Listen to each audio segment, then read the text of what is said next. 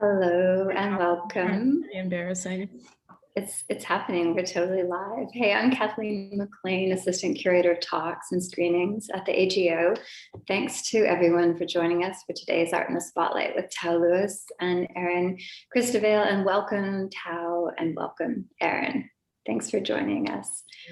Whenever we gather in person or virtually, we begin by considering where we are and the responsibilities we have as either guests or hosts on this territory, and our responsibilities as treaty people. Toronto and the land that the Art Gallery of Ontario is on is Mississauga Nishnawbe territory.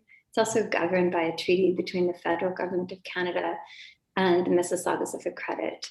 It's also been occupied by other Anishinaabe, the Haudenosaunee, and the Wendat Confederacies. A couple things before we start. We might have time for questions towards the end of the conversation between Erin and Tao. You can use the Q&A box at the bottom of your Zoom screen to ask them. We're also recording today's talk, and you can find it on ago.ca afterwards. Also, thank you to the TD Ready Commitment, our lead sponsor of talks and performances, for generously supporting this talk. So I'm going to introduce Tao and Erin briefly, and then it will totally be over to them. Tao Lewis employs hand sewing, carving, and assemblage to build intricate sculptural portraits and quilts. A self-taught artist, her practice is rooted in healing personal, collective, and historical traumas through labor. Tao has exhibited in artist-run spaces, museums, and galleries across Canada and the world. And her October 2020 exhibition at Toronto's Cooper Cole Gallery, which was called Triumphant Alliance of the Ubiquitous Blossoms of Incarnate Souls, was a really amazingly beautiful moment in the year that was 2020.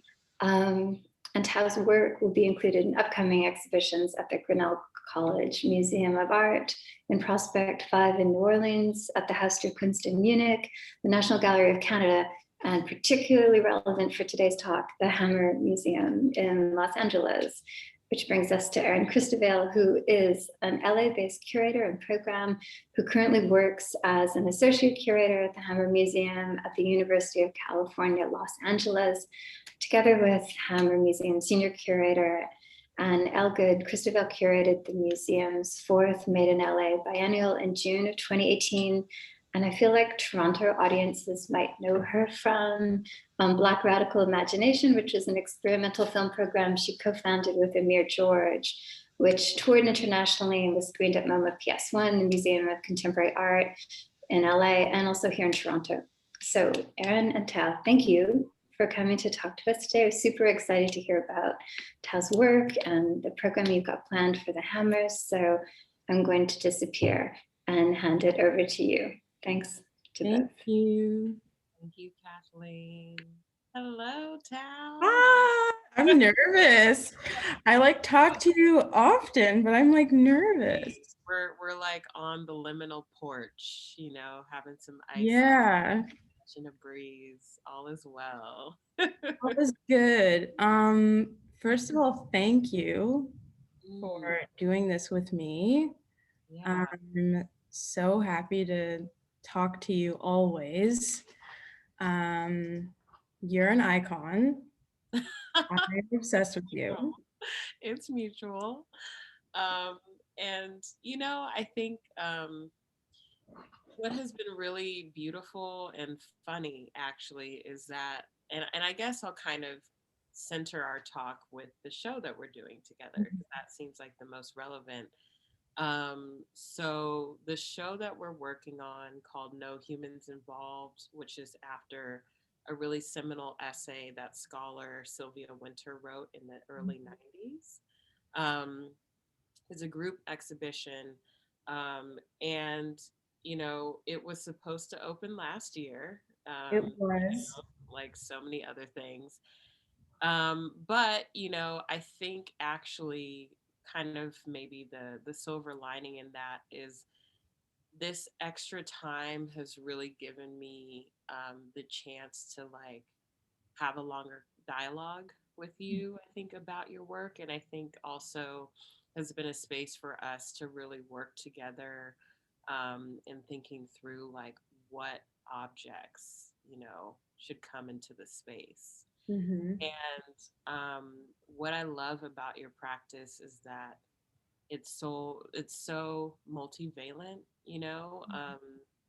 it's inclusive of so many types of materials, and that your focus on like recycling and repurposing is not just necessarily, I think, a matter of being sustainable, but has very, very deep roots in, I think, sort of survival strategies and like a larger cultural production within the African diaspora, Mhm. right? But I think that what I love about your work is that um, it and you sort of speak to this, that it sort of creates these new landscapes, these new geographies for us to collectively sort of traverse within. And you're sort of like this creator of a new universe that has all of these different, I would call them vessels, I would call them griots, I would call them chosen ancestors, right? And they're all sort of parsing at and mending and sort of reconsidering, reimagining a larger Black Atlantic. Mhm. Um, and so, anyways, when it came down to choosing, which works would be in this show, I was especially taken by um, two quilts that you had produced. One Mhm. in 2019, which we see here, which is called The Space Congregation. No surprise to find the angels come here. And then the other one, Ascension of the Holy Vessel, Be Not Afraid, which you actually produced last year. Mhm. And I wanted to sort of start here, I think, because, um, obviously you have so many different types of objects that you make, but I think in this particular instance for this show, your quilting process really stood out to me. Um, Mhm. and also, I think the sort of subjects and themes that you're working through in these particular works, and how it feels like this notion of angels, Mhm. angels as these laborers or as these sort of, again, perhaps I think like you're an angel in that sense, right? They sort of come together and like mend these things that, are broken through these like socio-political spaces or whatever. It's very much within the work that you do. So, anyways, Yeah. wanted to start here and wanted to invoke the angels. Yeah. Yeah, we should talk about angels. I think I'll start by maybe just prefacing this work in particular, but also all of the work. Um, Artwork for me is not so much about, in the act of creating these different environments, creating these imaginary worlds or exploring these imaginary territories. I used to wonder if that was like something to do with escapism or, you know, needing to sort of create this different environment. It does come from a place of necessity, but I think, lately I'm trying to sort of think of it more as a departure.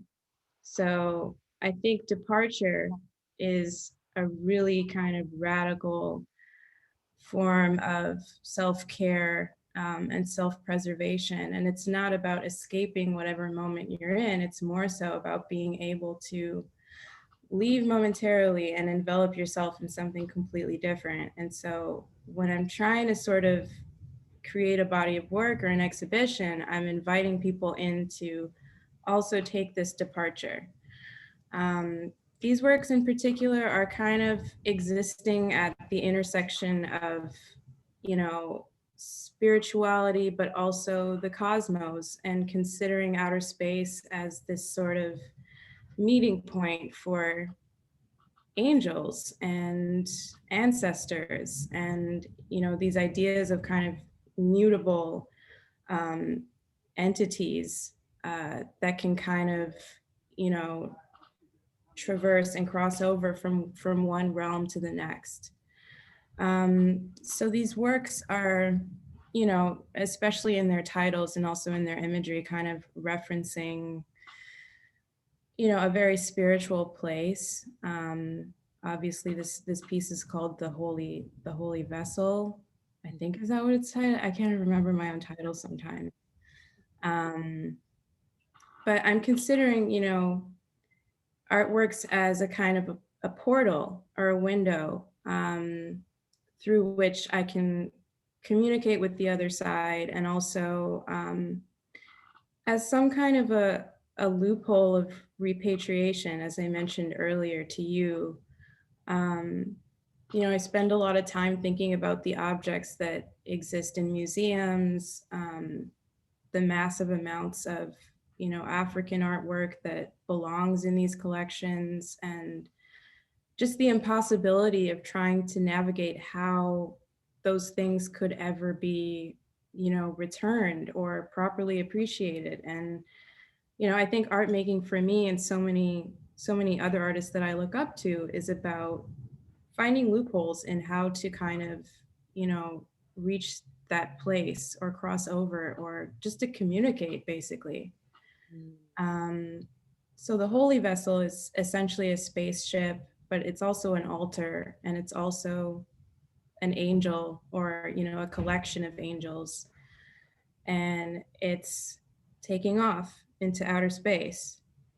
Um, and then the bracketed title "Be Not Afraid" is also referencing angels.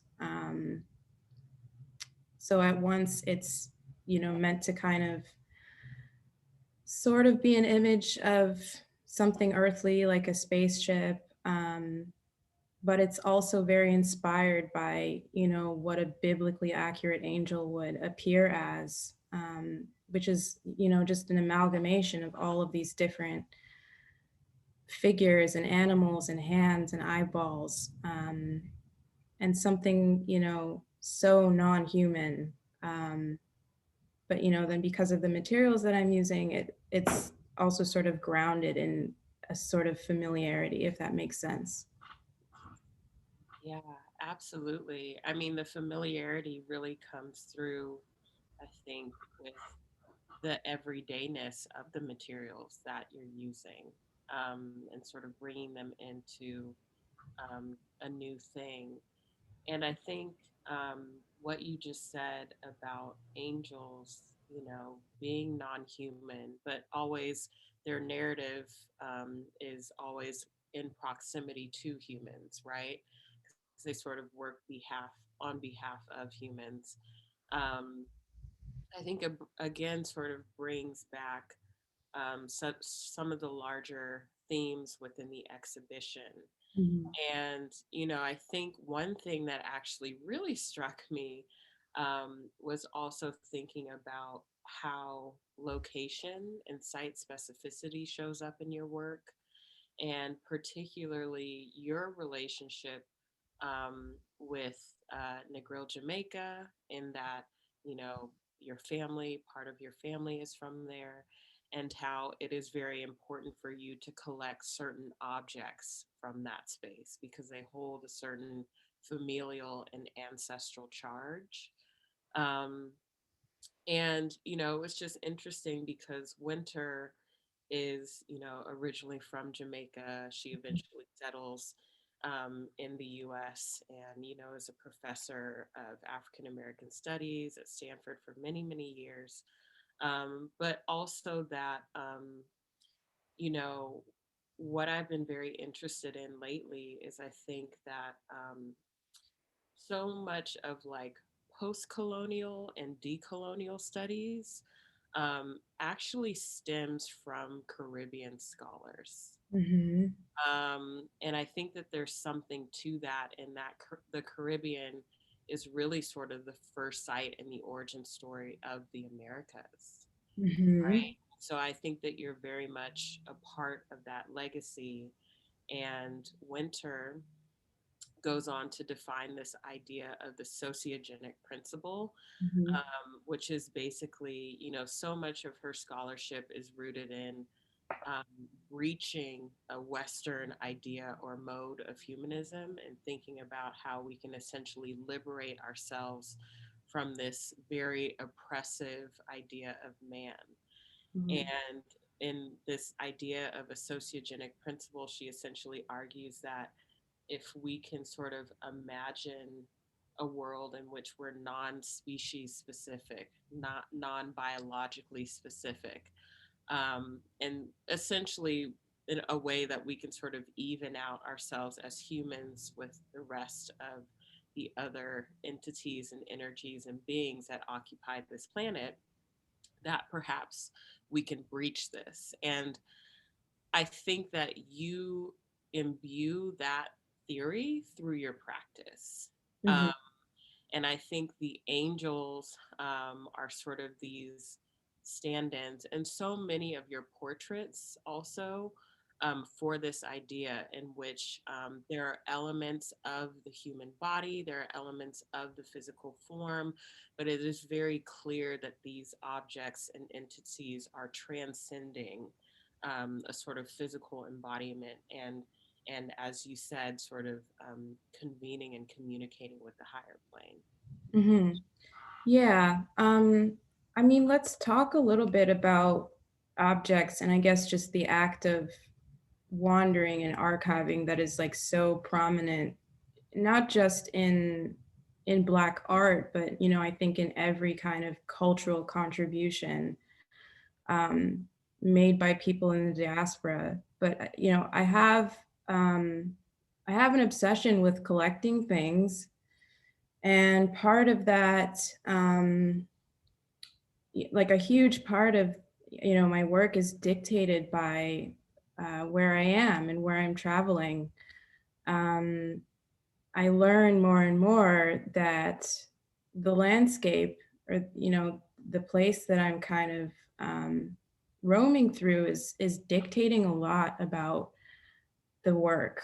It's dictating not just its physical form, but all of these kind of dialogues that are on the surface maybe invisible, but there's something I have in common with those objects because I think about their origins and I think about them too as wandering, and specifically the seashells that I collect, which I have several different archives of from different years, some of them from so long ago that they're kind of rusted from sitting in a metal cookie tin or something like that.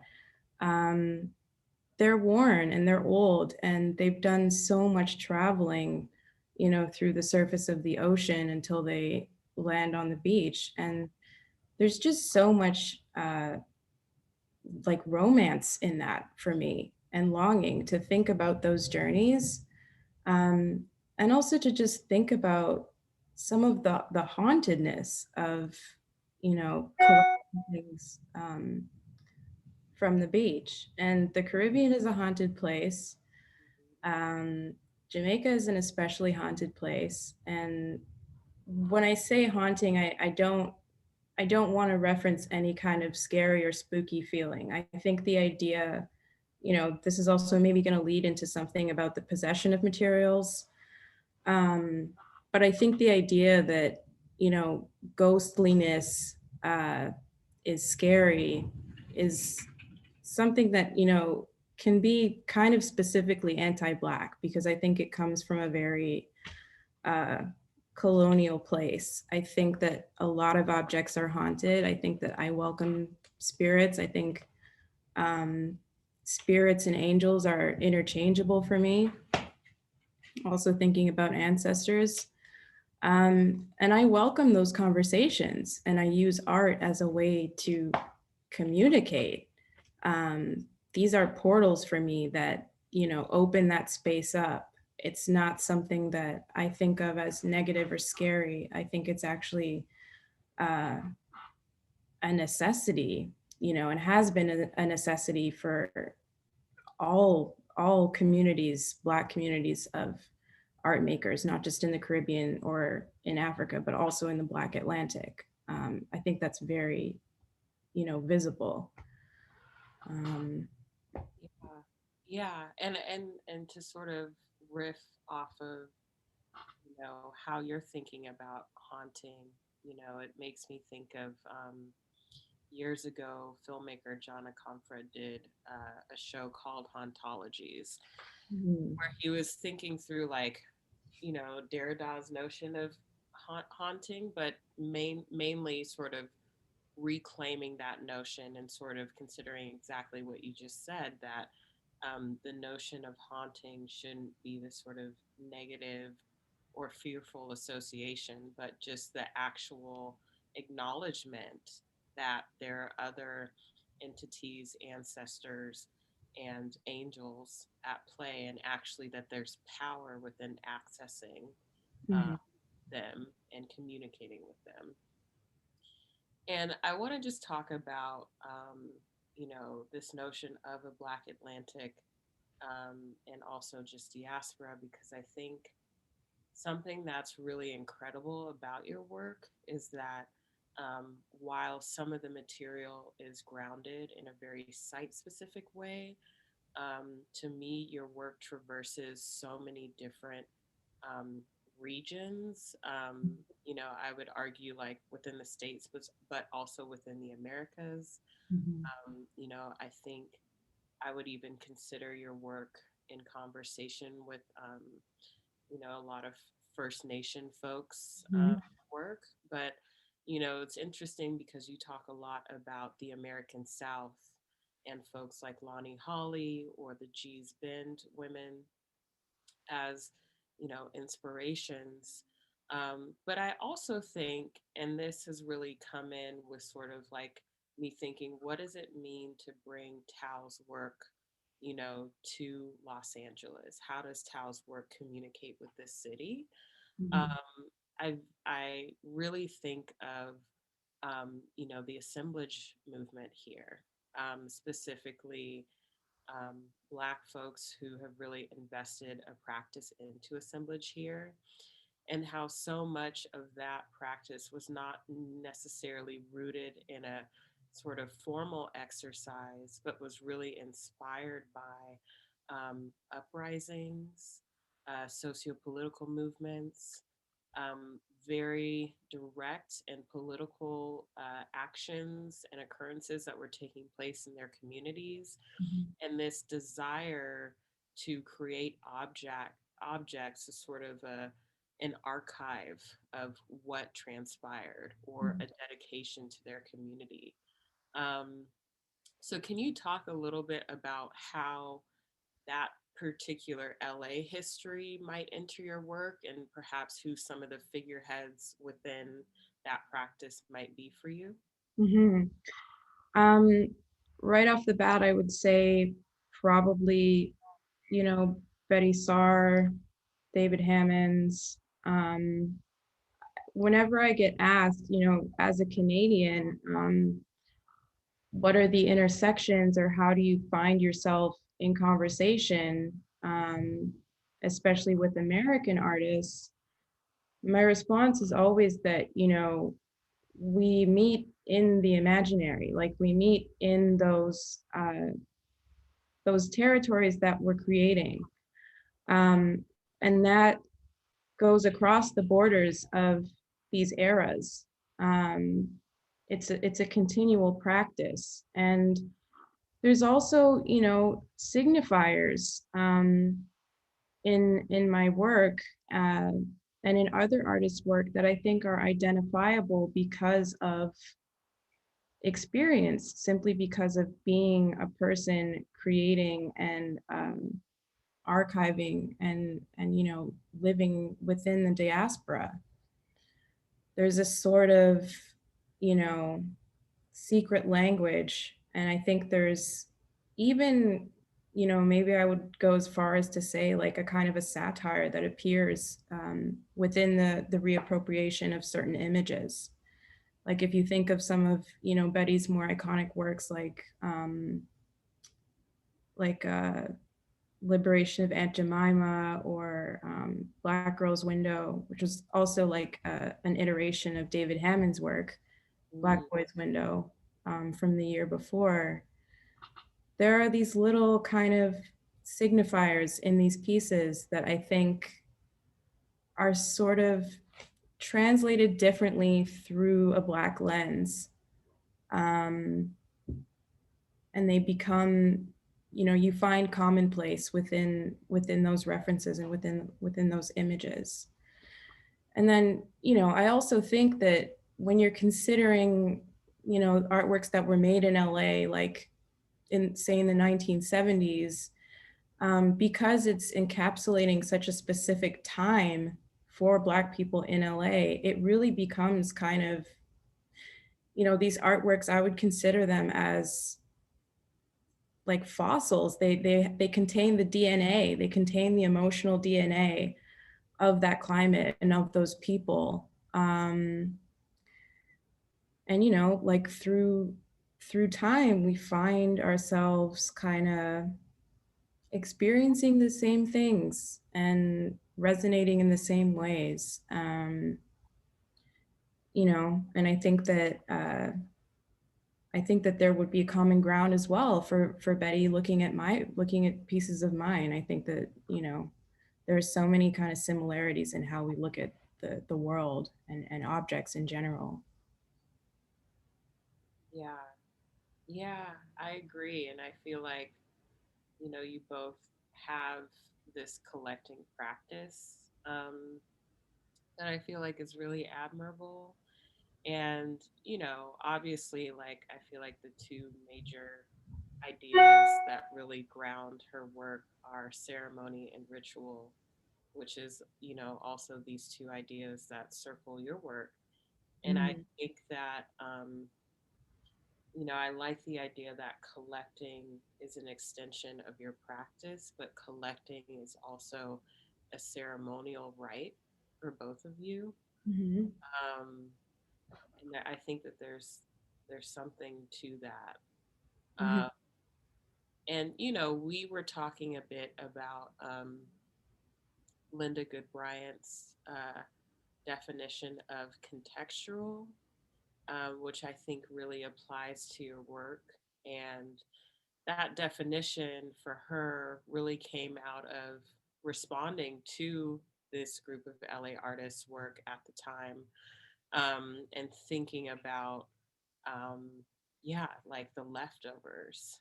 Um, Mhm. and she talks, you know, she went on to do a show about this and also produced a catalog. And she talks about a difference between ready-mades, between discards, and then there's like the leftover. Mhm. Um, and I like that she makes this distinction because ready made, I think, implies something that is still potentially functional. Mhm. Discard implies something that was formerly functional and is no longer functional. Mhm. But there's something about leftover that's like so scrappy, you know? It's like it's the residue, it's the ends. And I think uh, there has been a practice of turning out leftovers, you know, among Black folk. And, you know, a direct reference as I'm looking at this piece right now is again going back to, you know, Gee's Bend, thinking about this form of quilt making and cultural production within the American South as something that is led by Black women and Black femme folks. Um, and yeah, how you have taken this on and like what the leftovers mean, that they aren't forgotten, actually, that they can still be used. So Yeah. I don't know. Can you kind of speak to like what the leftovers I think mean to you? I mean, there's a lot to say about this. I think to exist as a creator, maybe in general, but like, let's say, you know, to exist as a creator, as a, you know, somebody who is contributing creatively as a Black person, you are essentially a part of this constantly evolving and shifting and moving vehicle that is the culture. And the way that, the way that we exist and the way that I work, which is, the collecting and archiving is something that just really comes naturally to me. I can't see myself ever not working in that way. Um, but it's just an upcycling. It's an upcycling not only of, you know, materials, but also of circumstance, of sound, of ideas. And it's the way that the culture functions.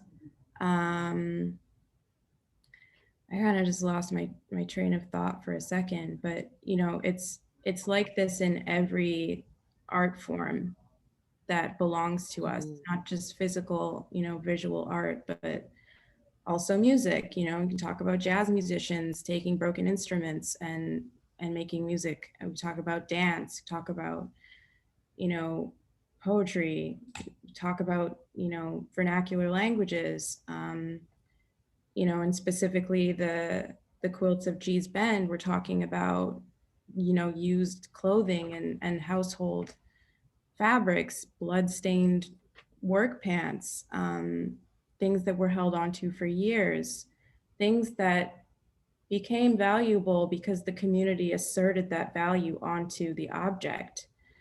Um, and also essentially because there's a belief in there being more. There's a belief in there being um, substance and beauty and um, power, in a piece of old cloth or in a bloodstained garment or some work clothes. I was having a conversation recently, actually, with Taylor Aldridge, who I think you also know.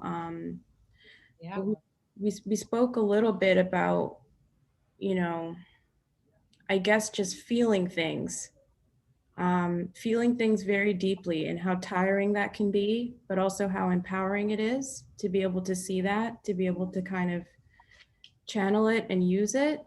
Um, Betty Saar talks about, having certain objects around her studio for years and not being able to work with them and having to really use everything in you to be a conduit or, a conductor of these frequencies.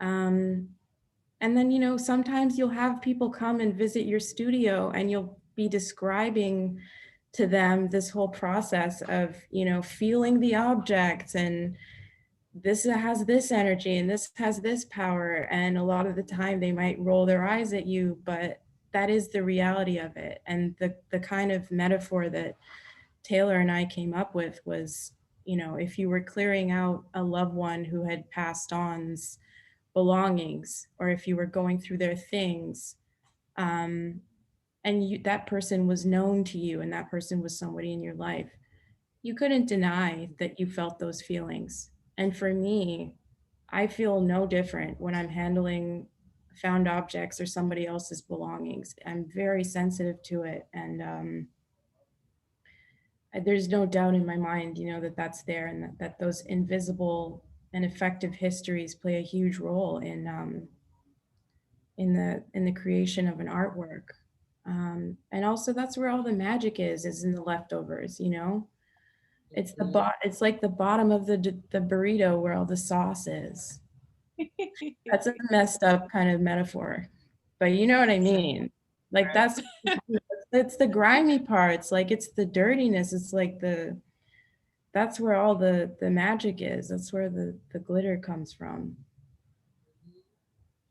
Yeah. And it's like, the origin story. I even think so much about like, cooking and like, my grandma makes a really good gumbo and Mm, how like, these stews and these soups and um, so much of, like Black Southern cooking comes from the leftovers, mhm, um, and how the leftovers actually mark a historical trajectory of our experience. mhm, Um, And I wanted to speak to what you just said about handling like this notion of coming in and yeah, handling the objects of someone who has passed on.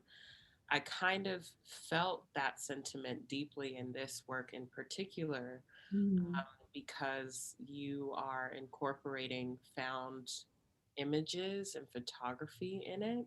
Mhm. And I think they do this very interesting thing in the work where, to me, they feel like uh, a diasporic family photo album, you know, that they're like, at a sort of quick read, you could assume that they're all coming from like the same family, or maybe it's your family. But Mhm. then in a sort of deeper looking, it's understood that these are very disparate moments, people, um, images that are rooted in these very quotidian, gestures and spaces. Mhm. And there's something that you do with these images that I'm very taken by, which is, um, I'm going to use the term like you veil them. And for me, it's actually like a direct reference to a specific piece by Doris Salcedo that I really love called Altra Bilarios, Mhm. where she is basically creating a piece around um, found objects, specifically shoes of women who have been killed or murdered by femicide in Colombia. Mhm. And then she takes cow bladder actually and sort of veils all of these objects. And so when you look at them, there's this weird dissonance thing that happens where you understand these objects to be, functional and everyday, but this veiling thing makes them sort of, I think, like puts them in another dimension, or Mhm. like upholds them, honors them really, in this way that I find really beautiful. So, can you speak about your decision to sort of do this veiling thing with these photographs? And I'm going to put my charger in while you're talking, so don't mind me as I like scurry around my office. So the photographs are basically they're protected by a layer of rawhide, which is basically like an untanned, untreated um, cow skin. So it's giving them privacy. Um, they're visible. Some of the rawhide is painted. It's also, kind of protecting the photographs from light exposure. It's a form of encapsulation and preservation, and also, you know, I'm extremely obsessed with leather as a material. It's a precious material. It comes from a living thing. It's skin. It's delicate, but also extremely, resilient. And because it's skin, it's a living organism. It fluctuates. It becomes bigger or shrinks with heat and with temperature. It's bodily, and it's also a kind of material that can be so familiar and then also so kind of unrecognizable. Um, I always handle leather, with my hands. I never use machines on anything because I think it's deserves that kind of care.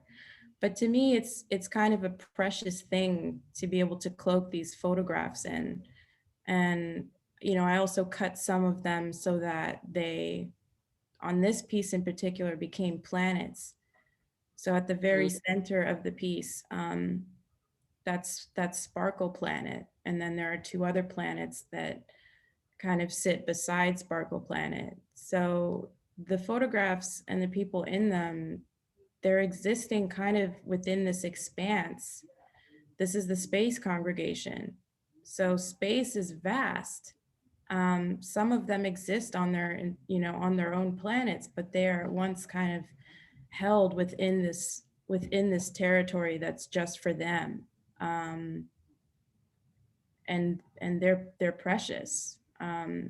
They all, you know, they became very precious to me as I was working with them. I was working on this piece. Yeah. And I love that you bring up Sparkle because I feel like Sparkle is very much a part of like your origin story. Mhm. And one of the first, I think, um,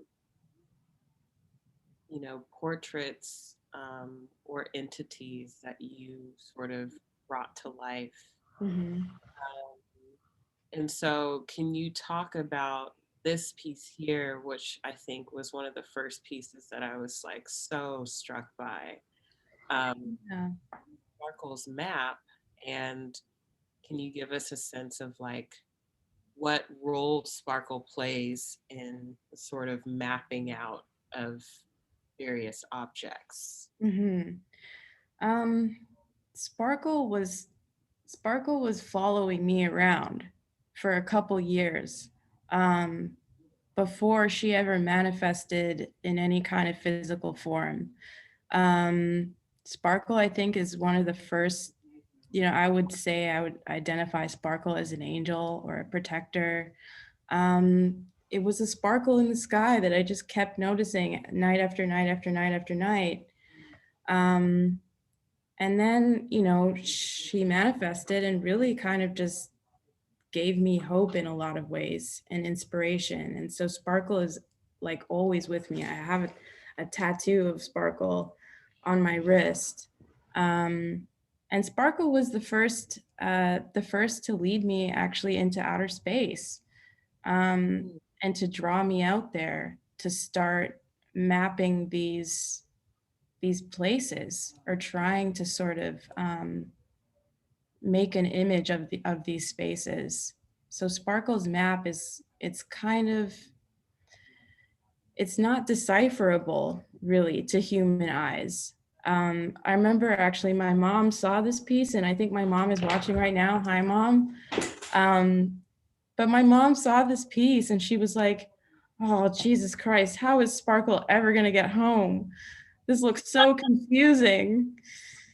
And I was like, well, no, like it makes sense to Sparkle. Like this is outer space territory. This is not like, you know, the fake geography of a map that we're used to looking at that doesn't actually even, you know, reflect what the world actually looks like. Mhm. Um, you know, and then at the same time, you know, I made this piece actually in New York. I was working in the Bronx, and um, these pieces are all for like there are so many different places that are present in this piece in its physical construction. There are so many different, just like spanning a few years, places that I collected these objects. Uh, and they sort of just guided me, you know. A lot of the time, the materials kind of guide me, and I try to leave things raw some of the time and not tamper with things and leave them in their original form. If I'm working with scraps, I try to let them puzzle themselves together. I'm kind of just the operator, you know, the conduit that the I'm the hands. Mhm. Mhm. So yeah, Sparkle is very much, you know, alive in my world and present in my world. Yeah, so I just wanted to say if anyone has questions, Oh, is it time already? well, we got 15, so I just want to make sure, and we're gonna keep talking, but I just want to Mhm. make sure if people do have questions, that they can use the Q&A function, and we can just um, reply to them as they come in. Um, but Tao, something you said about um, Sparkle's map and your mom actually really struck me because uh, it makes me think of a history of abstraction, Mhm. and how different people use it, how it can be culturally specific. But I think also, like, again, with the G's Ben quilters, one thing that's always stuck with me is that in the moment in which they, you know, were sort of entered the art world, right? And um, there's this incredible exhibition around their work.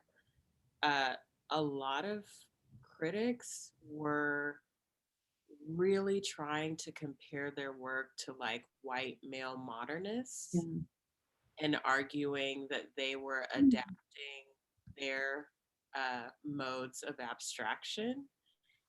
And, you know, I think that it's exactly the opposite. I think when we look at the true modernists of America, they're actually like hidden away in Southern households and they're Black women in the Yeah. country. And so I actually see so much of a lineage of that type of work and shape and abstraction in your work. So can you speak maybe a little bit about what abstraction means? I think especially when it comes to quilting, but you know, so much of your work, like how it's utilized, I guess. Mhm. Um, I'm constantly just trying to break out of uh what feels, especially when I'm thinking of portraiture. I'm trying to break further and further away from what feels closest to me or what feels most human. And I know it's true, and you and me know it's true that Black women did it first when you're talking about abstraction and talking about Gee's Bend and like the multitude of ways that these communities of artists and craftspeople have basically bled into and, you know, been appropriated by contemporary art. So we know that, but like just in case everyone else doesn't know that, like it happened there first. Um, part of abstraction for me is simply just letting the material speak, um, letting the texture just shine for whatever it is. I do sometimes work in a very controlled way where I'm thinking about symmetry and I'm thinking about lines and balance and control because I think in my work in my life right now I need a sense of control. But I simply just like to let things be how they are a lot of the time. Um, and I think that, you know, I'm a big believer of like, it's gonna work out the way it's supposed to. So I Mhm. think sometimes as I'm making art, I'm having the same sort of approach. Um, yeah. Yeah, and you know, to that end, one of the questions is like, what size are these works we're looking at? Mhm. I thought that that was interesting, right? Because like, if these works are like new geographies, new realms, like how do you measure like the scale of them? You know, because it's like they can be, you know, infinitely expansive, or they can like stop, or there's an edge, you know, or is there an edge? I guess Mm. like, you know, I know that Sparkle's map is a bit smaller Yeah. other works that we looked at. So yeah, how does, what decisions, how do you make your decisions around scale? Um, Sometimes I'm very practical about it. Sometimes it's based off of how much space I have to work with. If I have a big room, I'm gonna make a big art. If I have a small room, I'm gonna make as big of a art that will fit in the small room. I like to see things big. I like to, give my things space. But then again, these are, yeah, snapshots of a much larger story, a much larger world. And if you want to get really meta about it, I think everything is always unfolding. I think nothing's ever done. I think these three pieces in particular are all one in the same place in one way or another. And the narrative that I'm unfolding, the world that I'm exploring it's never going to be done. It's always ongoing. So it's it's just boundless. Yeah, yeah, I agree. And I think that you know, I think that that's a very like spiritually inclined decision or idea, right? That things, objects, materials will always hold a sort of energy, and there's always an energy transference when they're connected to another material, when they're repurposed. Um, and I'm actually curious about like when you encounter a material or an object that speaks to you, what is the feeling or the sensation that comes over you? Um, and maybe this is too personal, right? We don't have to talk about this in public, Not, but it's I'm not. curious, like, what is that feeling inside of you that, like, um, yeah, lets you know that this is something to work with? This is a charged material. This is a really big question. Like, literally, we probably don't have enough time to cover everything I have to say about it, but it's different depending on what it is and either my personal relationship to it or my personal and historical understanding of that object. So, for Mm, example, I use hair. It's something I have to work with, I have to give myself space from it. And this is also something that David Hammonds talks about. He was using hair from barber shops in the 1970s, and he was starting to lose his mind. That's what he said, um, because there's so much information held in that. There's a lot of emotional information inside hair, for example. Something like stones or seashells, they've spent time close to the earth. They're charged in the same way that people would like to think that, crystals are charged. Something like tortoise shell or seashells that come from the water, they literally are charged like batteries from their movement in the salt water. And then if you want to go even deeper, I think, Black pictorial memory goes back generations. And I think that those are objects that have been held by people in my lineage before me. And I think that I have an understanding and appreciation for them, and a desire for them that is really strong. So with certain things, I would describe it maybe as like a pulling. It's a pulling sensation. It's like a magnet. Sometimes it attracts to me right away. Sometimes it repels. And sometimes things repel from one another.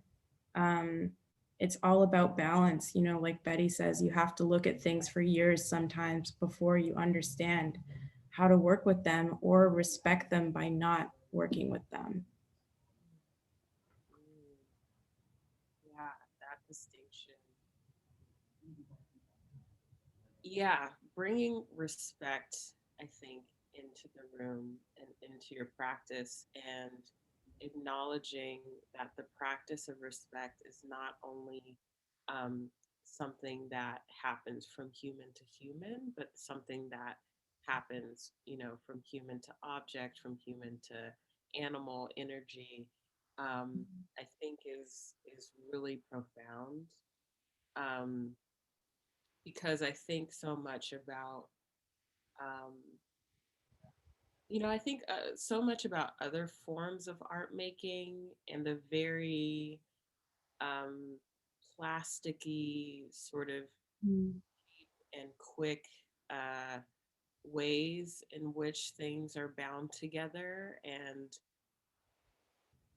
what it means to create a sort of pristine object. Mhm. Um, and how much of that pristineness devalues the material or doesn't consider the material as a sort of co-conspirator in the creation of the work. Absolutely. Yeah, the tampering or like the imposition of the the human onto whatever it is they're working with. Yeah. Um, well, I think we're at time. I feel great. Do you feel good? 107. Yeah, I feel good. This was really good. I also enjoying looking at these works because I feel like, yeah, it's nice to see these kind of all together. Talk about Yeah. sparkle. And I guess I'll end on this like really beautiful compliment from Alex Gregory for you. Not a question, but Tau. I saw Talvis at Cooper Cole last year. It's such a beautiful concept with phenomenal execution. I've been to several of your artist talks since, read some of Ursula K. Gwynn's work, and wrote a paper on Talvis. I'm such a fan. I feel like when people introduce you as a self-taught artist, they miss a key point. Your work isn't trapped, but the theoretical expectations, by the theoretical expectations of institutions. You never put a concept on your work that isn't there. The concept is always beautifully woven into fabric. I love the way you talk about effective histories as well. No, thank you. So That's sweet. so nice. Wow. Yeah. Okay, Kathleen, are you gonna close it out or should we close it out? Okay, I guess we're closing it out. All right. Well, Tao, it's every single time. It's an honor. I'm obsessed with you. You're my favorite person to talk to about art. Oh, it's Really, mutual. you're brilliant. I feel like we're portaling together, Going through the portals. we gotta write our sci-fi novel. We're gonna. We're writing our first chapter right now. Exactly, right? Transcriptions, we good. um yeah, thank you for everyone for listening. If you are in LA or will be in LA in the fall, No Humans Involved opens mid-October, and we'll be up through December, early January. So this will be a great time to see these incredible works that we just gushed over for the past hour. Um, Tao, do you have anything you want to say? Thank you everybody for coming, and thank you, Erin. And I can't wait to hopefully see you in person very soon. And everybody stay healthy. Stay safe. All right, y'all. Okay.